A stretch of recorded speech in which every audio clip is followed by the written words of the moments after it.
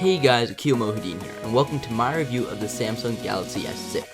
Okay, so let's start by taking a look at the design of this phone. It is absolutely beautiful. All plastic from the previous S5 has been basically removed and replaced with either metal or glass. Now, the use of these new materials does in fact make the phone just scream higher quality, and in the past, bad material choices have always made me hesitant of approving the Galaxy phones. We do now have a metal band that goes all around the phone. So starting off by taking a look at the right side of the phone, we see the SIM slot and the power button. The first thing that I noticed when I picked up this phone was how low the power button is. But now that I know where it is, I must say that it is in the absolutely most convenient location. The same, however, cannot be said about the volume button, which is on the left side of the phone.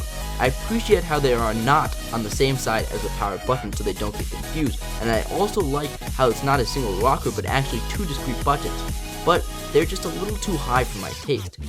I personally can't reach the volume up button comfortably without having to reposition the phone in my hand. Now on the bottom of the phone there is a headphone jack, a micro USB charging port with quick charging, a mic, and a single speaker. This is the only speaker on the entire phone, so that means no stereo speaker, and more importantly, whatever you are playing can be completely silenced pretty easily. On the top we find nothing except for a second microphone and an IR blaster. The OS has been completely redesigned. It is now running Android Lollipop 5.1.1, but TouchWiz is now a lot cleaner, and Samsung claims that they got rid of a ton of bloatware.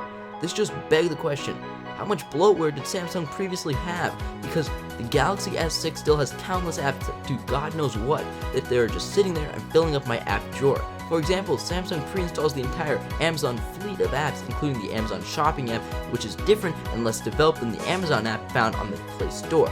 They also have an Amazon Music and the Amazon App Store pre-installed. Why would I want or need the Amazon App Store? Now, the number of pre-installs is not unbearable as it has been in the past. Now, it's just inconvenient. So I guess that's a thumbs up for Samsung.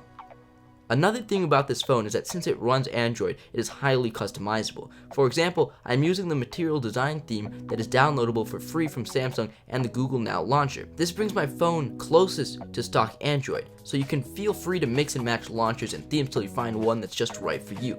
Either way, everything's really snappy on this device, and the only problem I had was once when the phone got stuck on the lock screen. This was, however, understandable because I was watching YouTube, downloading my entire Google Music library, updating apps, and texting all at the same time. The reason everything is so smooth is because this guy is completely stacked internally. It is rocking a quad-core 1.5 GHz Cortex-A53 and a quad-core 2.1 GHz Cortex-A57 CPU for a total of 8 CPU cores. It has 3 GB of RAM, 5.1-inch screen with a resolution of 1440 by 2560, which is QHD, not 4K, and it has a 2550 mAh battery.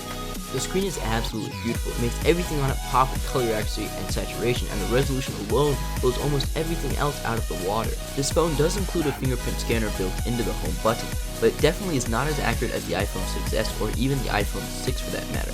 I find myself often running out of the 5 attempts that the Galaxy gives you before you have to type in your backup password.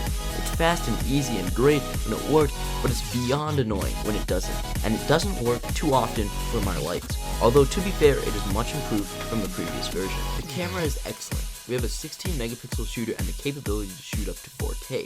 Now the maximum aperture is 1.9, which is absolutely fantastic. Now that sounds great on paper, but doesn't actually mean too much, because if you're trying to get a nice shallow depth of field effect in your video or shot, a smartphone camera isn't for you. This is because the most important factor in that kind of effect is having a large sensor, which is why you can only do those effects with basically DSLRs or really good pocket cameras like the Sony RX100. However, the fact that the maximum aperture is 1.9 is still great because you'll get a decent effect, just don't expect too much of it.